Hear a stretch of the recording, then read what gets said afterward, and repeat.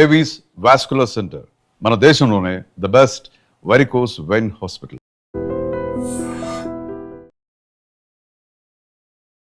మన దేశంలో ఎక్కువగా చూస్తున్న మహిళల్లో మోస్ట్ బ్రెస్ట్ క్యాన్సర్. ఫీడ్ చేసే మదర్స్కి అసలు బ్రెస్ట్ క్యాన్సర్ రావద్దు అంటారు. బ్రెస్ట్ ఫీడింగ్ అనేది ఇస్ అ ప్రొటెక్టివ్. చాలాసార్లు ప్రెగ్నెన్సీలో కూడా మనం బ్రెస్ట్ క్యాన్సర్స్ కూడా చూస్తుంటాం. సైడ్ వస్తే ఇంకో సైడ్కి కూడా వస్తుంది వచ్చే అవకాశాలు ఉన్నాయా? డెఫినెట్గా ఒక మహిళకి ఒక సైడ్ బ్రెస్ట్ క్యాన్సర్ వచ్చింది కూర్చొని ఉండడం కూడా is a risk factor for cancer. ఇవన్నీ చేయడం వల్ల మనం క్యాన్సర్ని ఒక 80 to 90%. ఒక మహిళకి losing one breast is causes lot of psychology. Smoking and alcohol, gutka chewing కానీ ఇలాంటి ఏమైనా హ్యాబిట్స్ ఉంటే క్యాన్సర్ ట్రీట్మెంట్ కూడా.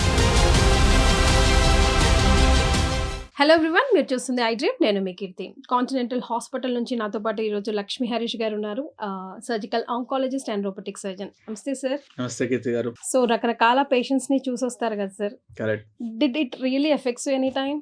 Not at all అండి. We've been in this profession, been trained, seen the extremes of it in the last 15-20 years. Our body is used to it, our mind is used to it. So it's almost on an automatic mode. Daily we go, we do our work, give our best and come back. Refresh button ఏంటి sir మీకు life లో everyday? Post we finish our work, go back, spend time with family. That is what refreshes us. Go back next day and do the same. సరే, ఈరోజు పర్టికులర్గా breast cancer గురించి మాట్లాడదాం అనుకుంటున్నాను sir.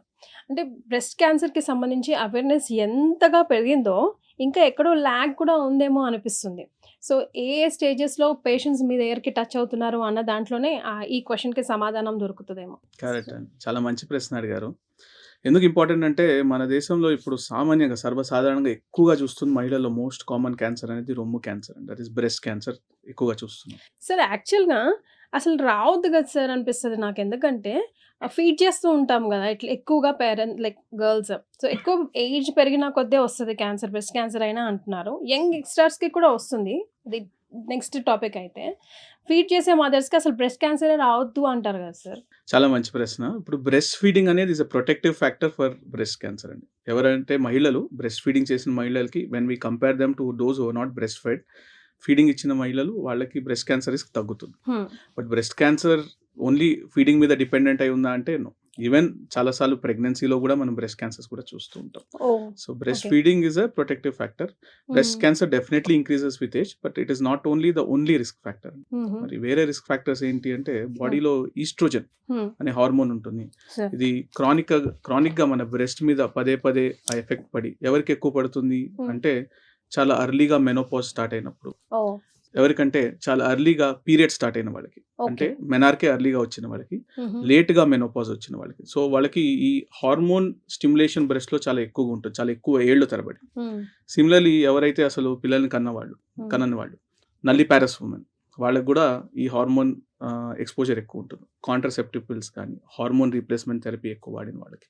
So ఈ బాడీలో ఎప్పుడు ఇలాంటి హార్మోన్ స్టిమ్యులేషన్ పెరుగుతుందో వాళ్ళలో బ్రెస్ట్ క్యాన్సర్ రిస్క్ తప్పకుండా పెరుగుతుంది. సిమిలర్లీ ఏజ్ కూడా, ఎందుకంటే ఏజ్ ఇలా ఎక్కువ అయినప్పుడు క్రానిక్గా బాడీలో కూడా ఈ హార్మోన్ ఎక్స్పోజర్ ఇన్ని ఏళ్ల తరబడి ఎక్స్పోజర్ అయింది కాబట్టి బ్రెస్ట్ క్యాన్సర్ రిస్క్ పెరుగుతుంది. So age, not breast feeding, నల్లి ప్యారస్ ఉమెన్, పిల్లలు లేని వాళ్ళు, ఇలాంటి వాళ్ళు బ్రెస్ట్ క్యాన్సర్ రిస్క్ పెరుగుతుంది. Similarly hormonal treatment, contraceptive pills also can increase the risk. Sir lumps, గడ్డలు, అన్ని లమ్స్ బ్రెస్ట్ క్యాన్సర్కి సంబంధించినవి కాకపోవచ్చు, అవ్వచ్చు. సో దీన్ని ఎట్లా సార్ డిఫరెన్షియేట్ చేయడం? 80-90% బ్రెస్ట్ లంప్స్ అనేవి బెనైన్ అంటామండి. బెనైన్ అంటే సాధారణ గడ్డలు. ఎగ్జాంపుల్ చెప్తాను.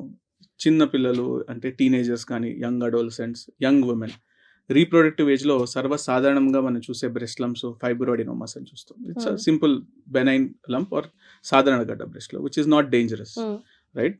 సో ఇవి 80-90% ఉంటాయి. ఇవి కాకుండా బ్రెస్ట్లో కొన్నిసార్లు నీటి బుడగల్లాగా గడ్డలు ఫామ్ అవుతాయి. వీటిని బ్రెస్ట్ సిస్ అంటాం. ఈ సిస్ కూడా they are benign, they cannot trouble you at all. So other such changes in the breast hormonal and reproductive age గ్రూప్లో వచ్చేవి ఏంటి అంటే ఫైబ్రోసిస్టిక్ డిసీజ్ ఆర్ ఫైబ్రాయిడినోసిస్ అంటాం. ఆల్ దీస్ ఆర్ ఓకే, ఎందుకంటే they do not trouble you at. ఒక 10-20% మాత్రం ఇలాంటి lumps కాకుండా బ్రెస్ట్ క్యాన్సర్ లంప్స్ ఉంటాయి. ఇవి కొంచెం వీటికన్నా డిఫరెంట్‌గా ఉంటాయి. స్లైట్‌లీ ఓల్డ్ ఏజ్‌లో వస్తాయి కంపారేటివ్‌గా. ఓకే. కొంచెం హార్డ్‌గా ఉంటాయి. అసోసియేటెడ్ స్కిన్ మీద చేంజెస్ ఉంటాయి. ఎలా అంటే స్కిన్ మీద అల్సర్ ఫార్మ్ అవ్వడం గానీ, ఓకే. నిప్పుల్ నుంచి బ్లడీ డిశ్చార్జ్ రావడం కానీ, okay. Skin or nipple retraction కావడం కానీ, కొన్నిసార్లు చంకల్లో పిల్లగడ్డలు ఉండడం కానీ, ఇలాంటి అసోసియేటెడ్ చేంజెస్ ఉన్నప్పుడు especially they cannot cause painless lumps. They are all signs of breast cancer. Okay. So 10-20% can be cancerous lumps. సర్వసాధారణంగా కనిపించే lumps benign causes or benign breast lumps చూస్తాం. ఓకే. సార్ పెయిన్ ఉంటేనే అవి cancer lumps అనుకోవాలా? Pain లేకపోయినా కూడా ఉండే అవకాశాలు ఉంటాయా? రైట్ అండి. చాలా మంచి ఈవెన్ క్వెషన్ అండర్ ఆర్మ్స్‌లో అడిగారు. కూడా sir for that correct. Matter. Correct. So pain is not a sign of cancer in the initial stages especially.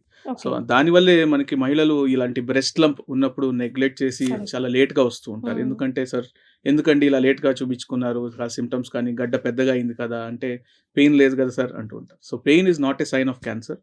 Only in advance stages ఇలాంటి అల్సర్స్ ఫార్మ్ అయినప్పుడు, అక్కడి నుంచి చాలా డిశ్చార్జ్ వస్తున్నప్పుడు, సెకండరీ ఇన్ఫెక్షన్ ఉన్నప్పుడు మాత్రమే మనకి పెయిన్ వస్తుందండి.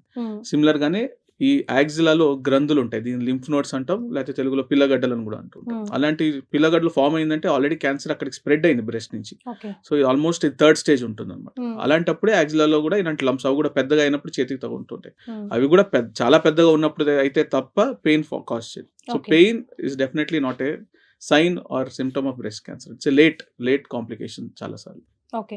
సో ఒకదానికొస్తే ఒక సైడ్ వస్తే ఇంకో సైడ్‌కి కూడా వచ్చే అవకాశాలు ఉన్నాయా? డెఫినెట్‌గా ఒక మహిళకి ఒక సైడ్ బ్రెస్ట్ క్యాన్సర్ వచ్చింది అంటే she is at risk for the breast cancer on the opposite side.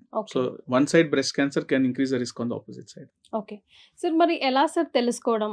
అంటే సింప్టమ్స్ ఉండొచ్చు, ఉండకపోవచ్చు అంటున్నారు కదా! ఏదైనా లంప్స్ ఉన్నాయా, లేవా తెలుసుకోవడం ఎలా? ఉంటే దాన్ని ఎలా టెస్ట్ చేసుకోవాలి? అసలు ఫస్ట్ ఏ టెస్టులు చేసుకోవాలి? ఈ 2 క్వెషన్స్‌కి ఆన్సర్ చేయండి. రైట్. సో దీనికి అర్లీగా కనుగొనడానికి బ్రెస్ట్ క్యాన్సర్‌కి we need to know screening test అంటే ఏంటి? సెకండ్ అర్లీ డయాగ్నోసిస్ ఎలా చేయాలి? స్క్రీనింగ్ టెస్ట్ అంటే ఏంటంటే ఎవరికి ఇలాంటి లక్షణాలు లేని వాళ్ళకి క్యాన్సర్ చాలా తొలి దశలో కనుగొనడానికి చేసే టెస్ట్ అండి. దీన్ని స్క్రీనింగ్ టెస్ట్ అంటాం. ఎలా అంటారా? ఇప్పుడు యంగ్ ఉమెన్‌లో even from 20 years till 40 years వరకు అనుకోండి. మంత్లీ ఒకసారి బ్రెస్ట్ సెల్ఫ్ ఎగ్జామినేషన్ అనేది చేయాలండి. అది ఎలా అంటే పీరియడ్స్ అయిన తర్వాత ఒక 5-7 డేస్ తర్వాత మిర్రర్ ముందర నుంచొని కానీ, తర్వాత లేకపోతే lying down in the bed or sofa and during bath. ఇలాంటి టైంలో ఏం చేయొచ్చు అంటే 2 సైడ్స్ బ్రెస్ట్ ఎలా ఉన్నాయి, సిమెట్రికల్‌గా ఉందా, ఏమైనా చేంజెస్ కనిపిస్తున్నాయా, ఎక్కడన్నా డింప్లింగ్ కానీ ఏమైనా కనిపిస్తుందా, ఎస్పెషల్లీ చేతులు పైకి ఎత్తినప్పుడు, ముందరికి వంగి చూసినప్పుడు, నిప్పులు ఏమైనా ఒక సైడ్ నుంచి లోపలికి వెళ్తుందా, నిప్పుల్ రిట్రాక్షన్ అంటాం. స్కిన్ మీద ఏమైనా చేంజెస్ కనిపిస్తున్నాయా, నారింజ తొక్కలాగా ఏమైనా స్కిన్ డింప్లింగ్ అవుతుందా, లేకపోతే అక్కడ ఏమైనా అల్సర్ ఉందా, చేతులు పైకెత్తినప్పుడు ఇలా చంకలు ఏమైనా పిల్లగడ్డలు కనిపిస్తున్నాయా. These are all changes which we see on inspection. పడుకున్నప్పుడు మన షోల్డర్ బ్లేడ్ కింద ఒక పిల్లో పెట్టుకొని ఫింగర్ టిప్స్తో సిస్టమేటిక్గా మొత్తం బ్రెస్ట్ని ఎగ్జామిన్ చేసి చూడాలి. అలా చూసినప్పుడు ఏమైనా గడ్డలు తగులుతున్నాయా, దీన్ని బ్రెస్ట్ సెల్ఫ్ ఎగ్జామినేషన్ అంటామండి. So these are very important. So every month period అయిపోయిన తర్వాత 5-7 డేస్ తర్వాత ఇలా ఒకసారి చేసుకుంటే దీనివల్ల ఏమవుతుందంటే అర్లీగా ఏమైనా లంప్స్ తగలచ్చు మనకి చిన్న సైజులో ఉన్నప్పుడు, అప్పుడు అర్లీగా మనం కన్సల్టేషన్ చేయొచ్చు. So this is one form of screening. And in bath why we say this is important అంటే బాత్ చేసినప్పుడు ఈజీగా లంప్స్ తగిలే ఛాన్స్ ఈజీగా ఉంటుంది. So in that with that water or moisture we can feel the lump easy. So this is one form.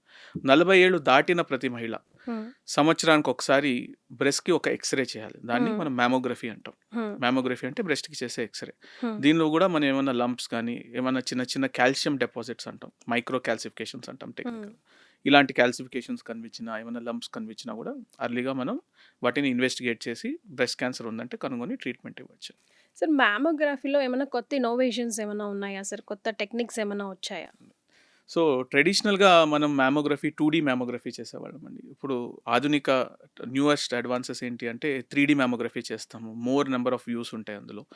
అది కాకుండా 3D mammography కాకుండా contrast ఇస్తాం. కాంట్రాస్ట్ ఇచ్చినప్పుడు కాంట్రాస్ట్ ఎలా ఇస్తారంటే ఒక వెయిన్లో కొంచెం డై పంపించి సేమ్ మ్యామోగ్రఫీ ఎక్స్రే తీసినప్పుడు ఈ క్యాన్సరస్ సెల్స్ ట్యూమర్ ఉన్న ఏరియా బాగా మనకి బ్రైట్గా కనిపించవచ్చు. So it will increase the sensitivity and specificity to know it is a cancerous లంపా లేకపోతే బెనైన్ ఏమైనా నార్మల్గా కనిపించే finding. So 3D mammography and contrast enhanced mammography almost similar to మనకి ఎలా ఎంఆర్ఐ బ్రెస్ట్ కానీ సిటీ స్కాన్ కానీ చేసినప్పుడు ఎంత మనకి సెన్సిటివ్ స్పెసిఫిక్గా తెలుస్తాయో ఫైండింగ్స్, అలా వీటితో మనం అర్లీగా ఏమైనా చేంజెస్ ఉంటే కనుగొనవచ్చు. These are latest. Okay. So lumps ఉన్నప్పుడు ఎలా ఎవాల్యుయేట్ చేయాలి సార్ దాన్ని? సో బ్రెస్ట్ లంప్స్ ఉన్నప్పుడు మనకి ఈజీగా ఎనీవన్ ఒక లంప్ ఉంది అంటే బ్రెస్ట్‌లో ఈజీగా మనకి చాలామంది మహిళలు లంప్ ఉందనే మనకి ఓపీకొస్తారు. ఇలా ఉంది డాక్టర్ గారు నాకు బ్రెస్ట్‌లో ఇలా లంప్ తగిలిందని ఇట్స్ కామన్ ప్రెజెంటేషన్. కొంతమంది ఉన్నా కూడా they will neglect and say మామూలుగా ఉందిలేండి కొన్ని రోజులు వెయిట్ చేసి చూద్దాం అనుకుంటారు. సో ఖచ్చితంగా ఆ గడ్డ ఎటువంటిది తెలుసుకోవాలి అంటే మనం ఒక ట్రిపుల్ ఎగ్జామినేషన్ అనేది చేస్తాం. ట్రిపుల్ అంటే ఏంటంటే ఫస్ట్ క్లినికల్ ఎగ్జామినేషన్, ఒక క్యాన్సర్ డాక్టర్ కానీ బ్రెస్ట్ లంప్స్ని మేనేజ్ చేసే డాక్టర్ ఎక్స్పీరియన్స్ ఉన్న డాక్టర్ ఎగ్జామినేషన్ చేయడం. సెకండ్ ఈజ్ ఇమేజింగ్ సామాన్యంగా ఏం చేస్తామంటే అల్ట్రాసౌండ్ ఆర్ మ్యామోగ్రఫీ చేస్తాం. థర్డ్ వచ్చేసి ఒక నీడిల్ టెస్ట్ చేస్తాం, okay, FNAC or a core biopsy అంటాం. అంటే ఆ గడ్డలోంచి ఒక చిన్న కొన్ని సెల్స్ తీసి పాథాలజీ డాక్టర్ చూస్తే ఈ మూడింటిని కలిపి 99% మనం అది ఎటువంటి బ్రెస్ట్ గడ్డ అని తెలిసిపోతుంది. సాధారణ గడ్డలాగా ఉందా, క్యాన్సరస్ గడ్డగా ఉందా, ఉంటే దానికి ఎలా ట్రీట్మెంట్ అని మనం ప్లాన్ చేయొచ్చు. These 3 are very very important in breast lump evaluation. Okay. So ఈ టెస్టులు చేసిన తర్వాత క్యాన్సర్ ఉంది అని ఒక నిర్ధారణకు వచ్చిన తర్వాత ఎలాంటి టెస్టులు చేయించుకోవాలి సార్? సో ఒకసారి క్యాన్సర్ ఉంది అని నిర్ధారణ అయిన తర్వాత అది ఒక చోటే ఉందా, ఇంకెక్కడికన్నా పాకిందా అనే ఎవాల్యుయేషన్ చేయాల్సి ఉంటుంది. దాన్ని స్టేజింగ్ అంటాం. వీటికి సంబంధించిన టెస్టులు ఏంటంటే అల్ట్రాసౌండ్ అబ్డామెన్, లివర్కి ఎక్కడైనా పాకిందా, ఓవరీస్ దగ్గర ఏమైనా ఉందా. సో ఓవరాల్ బాడీలో ఎక్కడైనా పాకొచ్చు. కరెక్ట్. సో అది అడ్వాన్స్ స్టేజ్ ఉంటుందండి. అప్పుడు ఫోర్త్ స్టేజ్ ఎస్పెషల్లీ ఉన్నప్పుడు బోన్స్ కి పాకచ్చు, లంగ్స్ చుట్టూతా నీరు లాగా చేరచ్చు. కొన్నిసార్లు హోల్ బాడీ స్కాన్స్ కూడా చేస్తూ ఉంటాం, depending on the type of tumour. Pet scans లాంటివి చేస్తాం. ఇలాంటి టెస్ట్ చేస్తే మనకి అది ఎక్కడి వరకు పాకిందనే ఒక అవగాహన వస్తుంది. So staging workup is important. So stage తెలిసిన తర్వాత మెడికేషనా లేకపోతే వాట్ నెక్స్ట్ అన్నది ప్లాన్ చేస్తారు కదా సార్. సో ఇప్పుడు వచ్చిన అడ్వాన్స్ టెక్నాలజీ ఏఐ యుగంలో మీరు బీయింగ్ అ రోబోటిక్ సర్జన్ ఎలాంటి కొత్త ఇన్నోవేషన్స్ వచ్చాయి సార్ మెడికేషన్స్కి సంబంధించి, both surgery and even medicine? So చాలా రీసెంట్గా మనకి ఏం చేస్తున్నాం అంటే ఇన్ మెనీ బ్రెస్ట్ క్యాన్సర్స్, ఇలా మీకు ఇందాక చెప్పాను హార్మోన్ రిసెప్టర్ పాజిటివ్ నెగిటివ్ అని చెప్పాను. సో ఎస్పెషలీ ఎనీ ట్యూమర్ ఒక 2 సెంటీమీటర్ల కన్నా పెద్దగా ఉన్న గడ్డకి లింఫ్ నోడ్స్ అనేవి పాజిటివ్ ఉన్న వాళ్ళకి డైరెక్ట్గా మనం ఇమీడియట్గా సర్జరీకి వెళ్ళామండి. ఇనిషియల్గా మనం కీమోథెరపీ మెడిసిన్స్ ఇస్తాం. ఇలాంటి HER2 పాజిటివ్ ఉన్నప్పుడు టార్గెటెడ్ థెరపీ అనేది కూడా ఇస్తాం. ఇచ్చి ఆ గడ్డని చిన్నదిగా చేసి అప్పుడు మనం ఆపరేషన్కి వెళ్తూ ఉంటాం. So it's later newer advance. ఇలా కాకుండా కొన్నిసార్లు ట్రిపుల్ నెగిటివ్ బ్రెస్ట్ క్యాన్సర్ అంటాం, అంటే ఏ రిసెప్టార్స్ దాని మీద ఉండనప్పుడు అది చాలా అగ్రెసివ్గా చాలా ఫాస్ట్గా పాకే తత్వం ఉంటుంది. దానికి కూడా మనం అర్లీగా కీమోథెరపీ. కొత్తగా వచ్చిన అడ్వాన్స్ ఏంటంటే మనకు బాడీలో ఉన్న ఇమ్యూనిటీని పెంచి ఈ క్యాన్సర్ సెల్స్ని అటాక్ చేసేట్టు చేస్తాం. దీన్ని మనం ఇమ్యూనోథెరపీ అంటాం. సో ఇమ్యూనోథెరపీ కూడా రీసెంట్ అడ్వాన్స్ అండి. బ్రెస్ట్లో మనకి రోబోటిక్ సర్జరీ కొన్ని లిమిటెడ్ ఇండికేషన్స్ ఉన్నాయి. ఎక్కడ చేస్తామంటే కొంతమందికి వంశపారంపర్యంగా రొమ్ము క్యాన్సర్ వచ్చే రిస్క్ ఉంటుంది. సో బ్రాకా మ్యూటేషన్స్ అంటాం, బ్రాకా 1 and 2, కొన్ని అదర్ మ్యూటేషన్స్ కూడా ఉన్నాయి.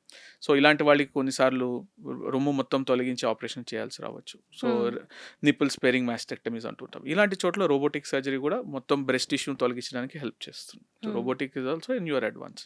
సో రోబోటిక్ అసిస్టెడ్ మాస్టెక్టమీస్ అంటాం, అది కూడా వీళ్ళు. ఓకే. సో ఎప్పుడు తీయాల్సి వస్తుంది సార్ బ్రెస్ట్? కంప్లీట్గా తీసేయాలి ఇంకా తప్పదు అన్నప్పుడు అవతల పేషెంట్ ఎంతవరకు దానికి యాక్సెప్టబుల్గా ఉంటారు? ఇప్పుడు మీరు కేసు డిస్కస్ చేస్తే ఒకవేళ. Very good question. ఎందుకంటే ఒక 20-25 years క్రితం మనం ఆల్మోస్ట్ బ్రెస్ట్ క్యాన్సర్ వచ్చింది ఒక 30 ఏళ్ళ క్రితం మొత్తం బ్రెస్ట్ తీయడమే ఒక ఆప్షన్ ఉండేదండి. సో ఆధునికంగా మనం ఏం చేస్తున్నామంటే బ్రెస్ట్ కన్జర్వేషన్ సర్జరీ అంటాం. అంటే ఏంటంటే ఒక రొమ్ములో ఎక్కడ క్యాన్సర్ గడ్డ ఉందో దాని చుట్టుపక్కల కొంచెం నార్మల్ టిష్యూని తీసేసి మిగతా రొమ్ముని మనం ప్రిజర్వ్ చేయొచ్చు. ఎందుకు అంటే ఒక మహిళకి losing one breast causes lot of psychological emotional distress, right? బాడీలో ఒక ఆర్గన్ కోల్పోయినట్టు. So it is not easy to give up one organ. So అలాంటి సోషల్ ఇంపాక్ట్ కానీ or what we call as psychosocial impact, so దాన్ని మనం తక్కువ చేయడానికి we can do a breast conservation surgery. Quality of life అంటాం. So quality of life parameters ఇలాంటి పేషెంట్స్కి మనం చూసినప్పుడు అంటే ఎవరికి మొత్తం రొమ్ము తీసేసామో వాళ్ళకి వర్సెస్ ఎవరికి ఓన్లీ గడ్డని మాత్రమే తీసామో their quality of life was much better. మనం బ్రెస్ట్ ప్రిజర్వ్ చేసినప్పుడు కానీ ఇంటర్పర్సనల్ రిలేషన్స్ కానీ బికాజ్ ఇంటిమసీ రిలేటెడ్ ఇష్యూస్ కానీ సెక్షువల్ లైఫ్ కానీ all these are dependent upon and skin sensation మనం ప్రిజర్వ్ చేసినప్పుడు sensation is there. So it plays an important role. So we preserve in them. So current ప్రాక్టీస్లో only ఒక 10-15-20% వరకే మనం we go about for a mastectomy. 80-90% we always preserve the breast. కొన్నిసార్లు తప్పనిసరి పరిస్థితుల్లో గడ్డలు చాలా ఎక్కువగా సైజుకు ఉన్నప్పుడు, ఎక్కువ చోట్ల ప్రతి క్వాడ్రెంట్లోనూ మల్టిపుల్ ట్యూమర్స్ ఉన్నప్పుడు, స్కిన్ చాలా ఇన్వాల్వ్మెంట్ ఉన్నప్పుడు తప్పనిసరి పరిస్థితిలో we have to remove the entire breast. Otherwise will try to preserve in most patients. Yes sir. Young యంగ్‌స్టర్స్‌కి అంటే వంశపార్యపరంగా వచ్చిన వాళ్ళకి నిజంగా అదొక శాపం లాగానే చెప్పాలి సార్. వచ్చింది బ్రెస్ట్ క్యాన్సర్ అనంటే. యంగ్‌స్టర్‌కి బిఫోర్ మ్యారేజే వచ్చిందంటే. బికాజ్ తర్వాత లైఫ్ ఎలా ఉంటుంది? నేనసలు మ్యారేజ్‌కి అర్హురాలినా కాదా? అన్న క్వెషన్స్ కూడా ఉంటాయి. మీరు చాలా కేసెస్ కూడా చూసుండుంటారు. Can you discuss one about it and మీరెలా డీల్ చేశారు? How she fought and how she won at the end అన్నట్టు. తప్పకుండా అండి. అంటే అన్‌ఫార్చునేట్‌లీ రీసెంట్‌గా మనం బ్రెస్ట్ క్యాన్సర్ చాలా యంగ్ విమెన్‌లో కూడా చూస్తున్నాం. హ్మ్. ఆల్మోస్ట్ 20, 22, 23 ఇయర్స్‌లో కూడా బ్రెస్ట్ క్యాన్సర్ వచ్చిన మహిళలున్నారు. సో, అదృష్టవశాత్తు 90-95% చూస్తున్న బ్రెస్ట్ క్యాన్సర్ స్పోరాడిక్ అంటాం. అంటే హ్మ్. 100లో ఒక 2, 3 మాక్సిమం 5 మందికి మాత్రమే ఇలా వంశపారంపర్యంగా బ్రెస్ట్ క్యాన్సర్ వచ్చే రిస్క్ హ్మ్. వచ్చిన వాళ్ళని చూస్తున్నాం. హ్మ్. 90-95% స్పోరాడిక్ అంటే వాళ్ళ ఫ్యామిలీలో ఎవరికీ లేదు. వాళ్ళే ఫస్ట్ టైమ్ వచ్చిన క్యాన్సర్. హ్మ్. ఇలాంటి జెనెటిక్ మ్యూటేషన్స్ వంశపారంపర్యంగా వచ్చే మ్యూటేషన్స్ టెస్ట్ చేసినప్పుడు నెగెటివ్ ఉన్న వాళ్ళని ఎక్కువ చూస్తున్నాం. So, people they need not worry మా ఫ్యామిలీలో ఒకరికి బ్రెస్ట్ క్యాన్సర్ ఉందండి. చాలా సాధారణంగా అడిగే పరీక్ష అదే. హ్మ్. 20 ఇయర్స్, 30 ఇయర్స్, 40 ఇయర్స్‌లో వచ్చిన వాళ్ళు అడుగుతారు మమ్మల్ని. హ్మ్. సార్ ఇలా మాకు మరి మదర్‌కి ఉందండి, లేతే ఆంటీకి ఉంది, గ్రాండ్ మదర్‌కి ఉంది. మరి మాకు వస్తుందా అంటే అంటే ఇప్పుడు ఇదివరకైతే పెళ్ళిళ్ళ సమయంలో కరెక్ట్. ఆస్తులు, అంతస్తుల గురించి అడిగేవాళ్ళం అండి. ఇప్పుడు రోగాల గురించి కూడా అడగాల్సిన పరిస్థితి వచ్చేస్తోంది. So it's not necessary that all cancers are hereditary. Hereditary. All cancers occur due to a gene mutation but hmm. Not all are transmitted. Hmm. So అలాంటి భయపడాల్సిన అవసరం లేదు. సో ఉన్న వాళ్ళకి ఏం చేస్తాము అంటే ఇలాంటి జీన్ మ్యూటేషన్స్ ఒక తల్లికి బ్రాకా మ్యూటేషన్ కానీ ఇలా పాజిటివ్ ఉన్నప్పుడు ఆ పిల్లలో కూడా మ్యూటేషన్ ఉందా లేదా టెస్ట్ చేస్తాం. హ్మ్. ఉందంటే వాళ్ళకి స్క్రీనింగ్ అనేది ఫర్ బ్రెస్ట్ క్యాన్సర్ అర్లీగా స్టార్ట్ చేస్తాము. హ్మ్. తక్కువ వయసులో ఇలాంటి మ్యామోగ్రఫీస్ కాకపోయినా కొన్నిసార్లు ఎంఆర్ఐ బ్రెస్ట్ ఇలాంటివి ఉపయోగపడతాయి. వాళ్ళకి ఇలాంటి మ్యూటేషన్స్ ఉన్నప్పుడు ఓవేరియన్ క్యాన్సర్ అనే రిస్క్ పెరగచ్చు. సో ఒకసారి ఫ్యామిలీ కంప్లీట్ అయిన తర్వాత ఓవరీస్ అర్లీగా తీసేయడం, హ్మ్. కొంతమందికి ఇలా ఆప్షన్స్ డిస్కస్ చేసి బ్రెస్ట్‌ని కూడా తొలగించడం. హ్మ్. ఇవి క్యాన్సర్‌ని అరికట్టడానికి క్యాన్సర్ రాకముందరే ప్రివెంట్ చేయడానికి హెల్ప్ చేస్తుంది. దీన్ని ఏమంటామంటే రిస్క్ రెడ్యూసింగ్ సర్జరీస్ అంటామండి. హ్మ్. క్యాన్సర్ రాకముందరే ఆర్గన్ తీసేస్తున్నాం కాబట్టి ఆ క్యాన్సర్ రాకపోవచ్చు ఫ్యూచర్‌లో. Hmm. So this we can do in those hereditary cancer పేషెంట్స్‌లో. So not everyone need to worry. మన బ్రెస్ట్ క్యాన్సర్ ఉన్నా కూడా ఫ్యామిలీ కంప్లీట్ చేసుకొని పిల్లల్ని గాని which they have gone ahead with their families patients we routinely see. So no one needs to worry about that really. Sir big no-nos and yes for cancer patients. మీకు cancer ఉంది అని ముద్ర వేసిన తర్వాత వాళ్ళు తీసుకోవాల్సిన జాగ్రత్తలు ఓవరాల్‌గా. అంటే కొన్ని సార్లు చాలా మిత్స్ ఉంటాయండి. ఫ్యామిలీ మెంబర్స్ ఏమడుగుతూ ఉంటారంటే ఫలానా ఫ్యామిలీలో ఇలాంటి వాళ్ళకి క్యాన్సర్ ఉందండి. ఆ! పిల్లల దగ్గరికి రావచ్చా? పెద్దవాళ్ళ దగ్గర ఉండొచ్చా? So hmm. Cancer is not contagious. So yes. Very first important and to remember. Foremost. Already వాళ్ళు ఇలాంటి జబ్బుని ట్రీట్మెంట్ తీసుకుంటున్నప్పుడు they need moral and more mental attention, strength. More so pampering and all. That care we need to give as a family. We should not fear that it will spread from one person to another. Right? Hmm. కొంతమందికి చాలా habits ఉంటాయి. ఎలాంటి habits అంటే స్ట్రెస్‌తో కూడిన life style గానీ, హ్మ్. Smoking and ఆల్కహాల్‌కి అలవాటు పడిన వాళ్ళు గానీ, గుట్కా చూయింగ్ గానీ, ఇలాంటి ఏమైనా హ్యాబిట్స్ ఉంటే క్యాన్సర్ ట్రీట్మెంట్ కూడా కష్టమవుతుంది. తర్వాత వెనక్కొచ్చే ఛాన్సెస్ కూడా పెరుగుతాయి ఆ హ్యాబిట్స్‌ని కంటిన్యూ చేస్తే. హ్మ్. So to stop and avoid any such habits. Leading a healthy life style. ఒకసారి మొత్తం ట్రీట్మెంట్ కంప్లీట్ అయిన తర్వాత ఎస్పెషల్లీ నౌ-ఏ-డేస్ మనం కోలోరెక్టల్ క్యాన్సర్స్‌లో చెప్తూ ఉంటాం. పెద్ద పేగు క్యాన్సర్. హ్మ్. ట్రీట్మెంట్ కంప్లీట్ అయిన తర్వాత physical activity is very very important. Sedentary life style itself can cause cancer. ఒక రోజుకి మనం ఒక వర్క్ డెస్క్ దగ్గర కూర్చొని ఒక 8-10 గంటలు కూర్చొని అదే పని కంటిన్యూస్‌గా చేస్తున్నాం. స్ట్రెచింగ్ చేయకుండా లేవట్లేదంటే that itself is a risk factor for cancer. Hmm. So work మధ్యలో బ్రేక్స్ తీసుకొని స్ట్రెచింగ్ చేయడం లాంటివి ఫిజికలీ యాక్టివ్ లైఫ్ స్టైల్. ఒక వారంకి ఒక 20-30 minutes every day 5 days a week physical activity ఉన్నా కూడా మనం క్యాన్సర్ రిస్క్‌ని తగ్గించొచ్చు. Hmm. So after completion of treatment, rehabilitation and resuming normal life, being physically active, healthy diet.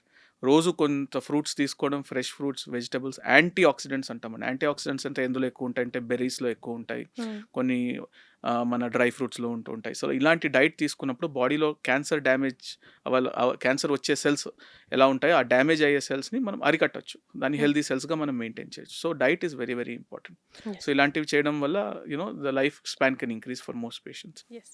Habits విషయానికొచ్చాం కాబట్టి సార్, గాలి పీల్చుకుందామన్నా, ఏదైనా తిందామన్నా, ఎక్కడైనా కూర్చుందామన్నా, ఏదైనా కూడా భయంతోనే బ్రతుకుతున్నాను సార్. రైట్. ఈ 5 వేలు నోట్లోకి వెళ్ళాలంటే కూడా ఆలోచిస్తున్నాం ఈ రోజుల్లో. ఎక్కడ ఏది కంటామినేట్ అంటున్నారో, ఇది తింటే, అది తాగితే క్యాన్సర్ అనేస్తున్నారు సార్. అందులో ఒక లిస్ట్ తీసుకుంటే గనక ఫస్ట్ ఆఫ్ ఆల్ ఇప్పుడు మేమంతా మేకప్‌తో బ్రతుకుతాం.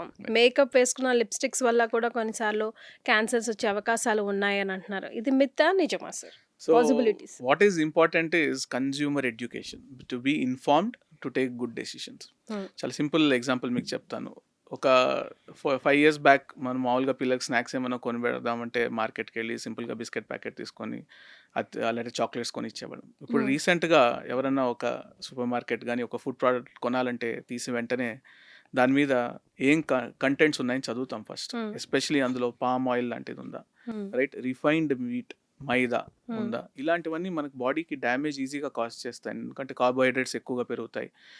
పామ్ ఆయిల్ మన బాడీలో బ్యాడ్ కొలెస్ట్రాల్‌ని పెంచుతుంది. So, automatically people are looking for better oils. Hmm. Complete wheat than refined wheat ఇలాంటివి ఉండడం వల్ల మనకి హెల్త్ ఇంప్రూవ్ అవుతుంది. సిమిలర్లీ ఎనీ కాస్మెటిక్స్ కానీ, ఎనీ ప్లాస్టిక్ వేర్ కానీ ఇలాంటి వాటిలో ఉన్నప్పుడు ఎస్పెషల్లీ మీరు లిప్‌స్టిక్ గురించి అడిగారు కాబట్టి లెడ్ కంటెంట్ ఉంది. Lead free. హ్మ్. రీసెంట్‌గా మనకి పీపుల్‌కి అవేర్‌నెస్ పెరిగింది కాబట్టి the companies also changing the ingredients. So, ingredients.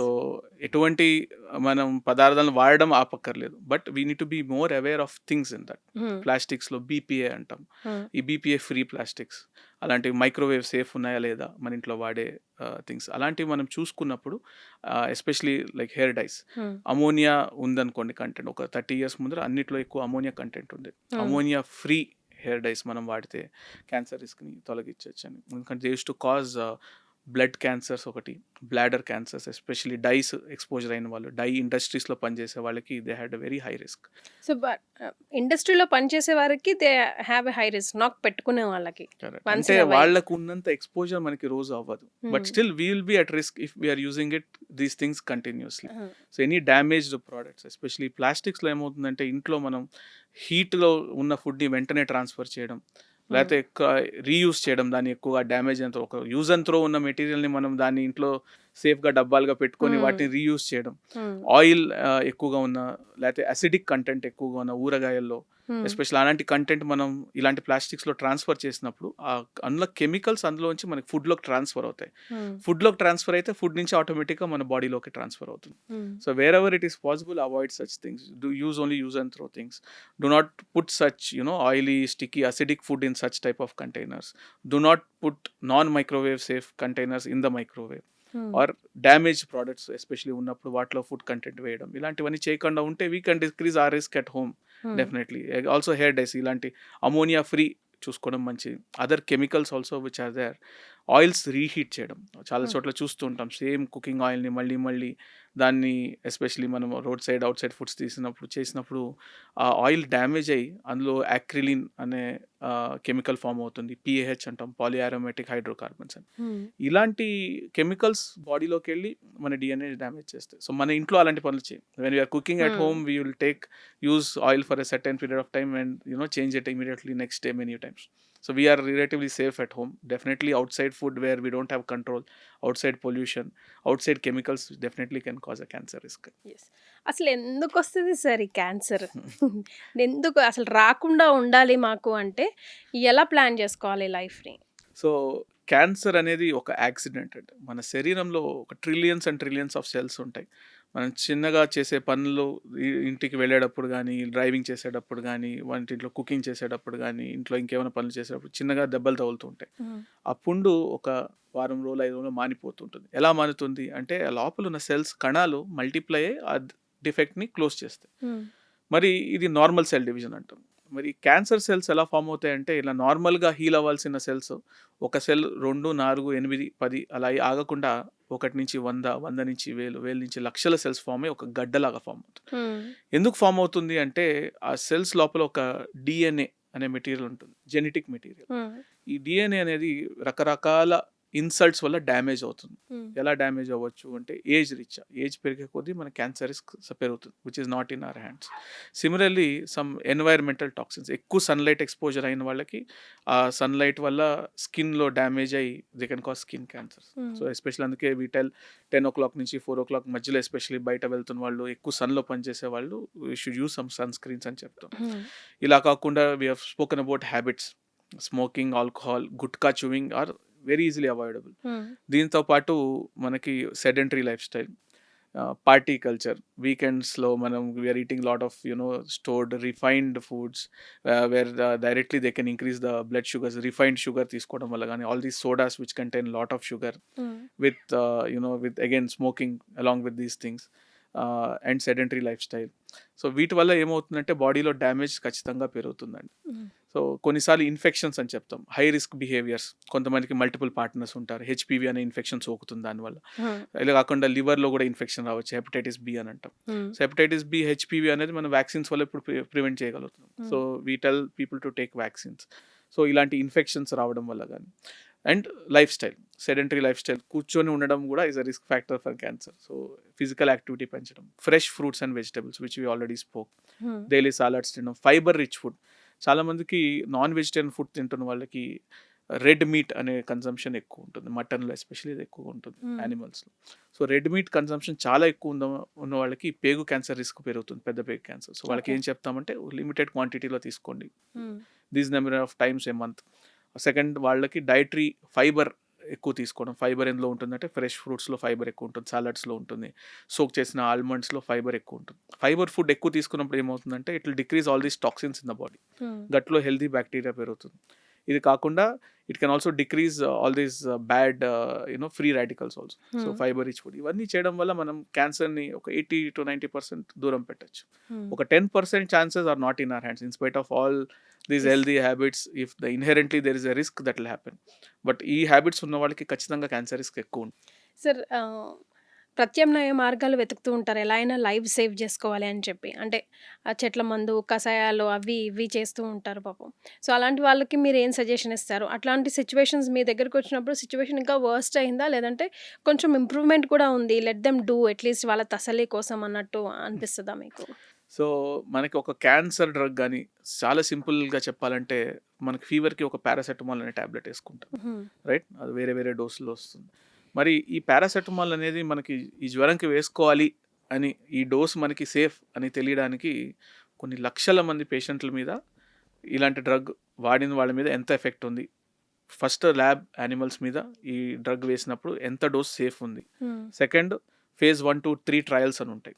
ఇలాంటి పేషెంట్స్కి మనం ఇచ్చినప్పుడు ఏ డోస్లో పారాసెటమాల్ పనిచేసింది, ఎన్ని రోజులు ఇస్తే సేఫ్గా ఉంది, దీనికన్నా ఎంత డోస్ ఇస్తే అది డ్యామేజ్ చేసింది, ఇలాంటి స్టడీస్ తర్వాతనే ఒక డ్రగ్ మార్కెట్లోకి వస్తుంది. Any drug for that matter, even similarly cancer drugs. క్యాన్సర్లో ఫస్ట్ స్టేజ్లో, సెకండ్ స్టేజ్లో, థర్డ్ స్టేజ్లో ఉన్న వాళ్ళకి ఏ స్టేజ్లో రకరకాల డ్రగ్స్ ఇచ్చి ఎంతమందికి పనిచేస్తుంది అంత డేటా వచ్చిన తర్వాతే మనకి క్లినికల్గా నేను ఒక పేషెంట్కి మెడిసిన్ రాయాలంటే ఇంత దాని వెనకాల రీసెర్చ్ ఉంది, నాకు దీనికి కాంప్లికేషన్స్ ఏంటి, దీని సైడ్ ఎఫెక్ట్స్ ఏంటి, దాన్ని ఎలా హ్యాండిల్ చేయాలి ఒకవేళ వస్తే, ఆ ఇన్ఫర్మేషన్ ఉంది కాబట్టి ఆ మెడిసిన్ ఇస్తాం. సో దిస్ ఈజ్ జనరలీ మన అలోపతిక్ మెడిసిన్. ఆల్టర్నేటివ్ మెడిసిన్స్కి వచ్చినప్పుడు we are not trained in that medicine. So దానికి ఈ మెడిసిన్తో పాటు అది ఎలా ఇంటర్ఫియర్ అవుతుంది వీ డోంట్ నో. ఆ ప్రాక్టీస్ చేస్తున్న వాళ్ళు సిమిలర్ సేమ్ ఇన్ఫర్మేషన్ చెప్పగలిగి ఇలాంటి డోసేజ్ అంది, ఇది సేఫ్ అని ఎలా ఇంటరాక్ట్ అవుతుంది ఆ ఇన్ఫర్మేషన్ ఉంటే then that is safe.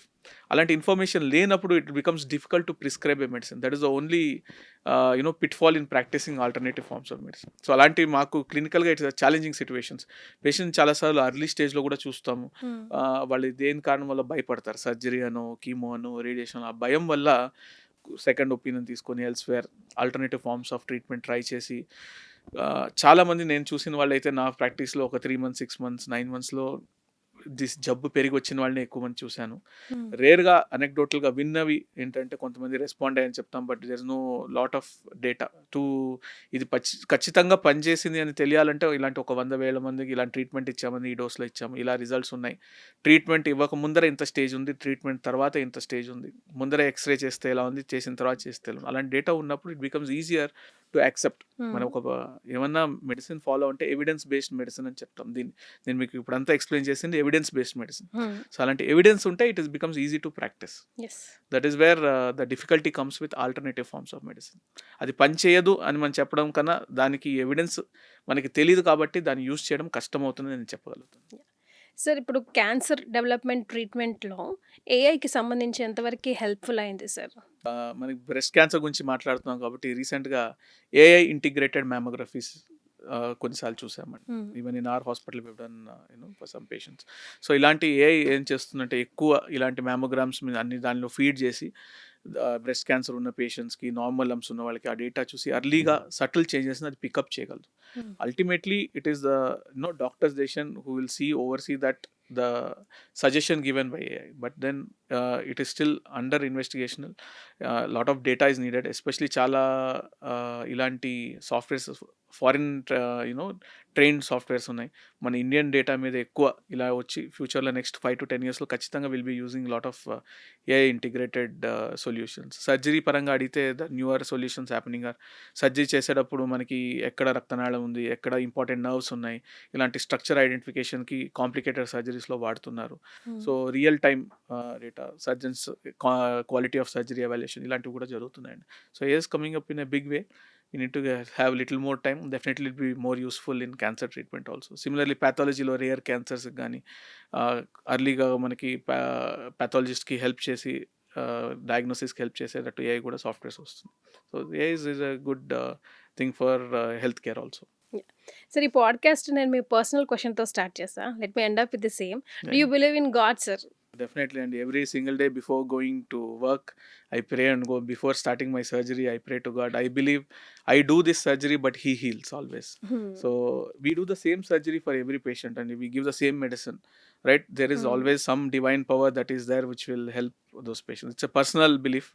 Some people might not agree to it, but definitely I feel there is a divine force which will help our patients always. ఏ patients కన్నా sir doctor is an ultimatum.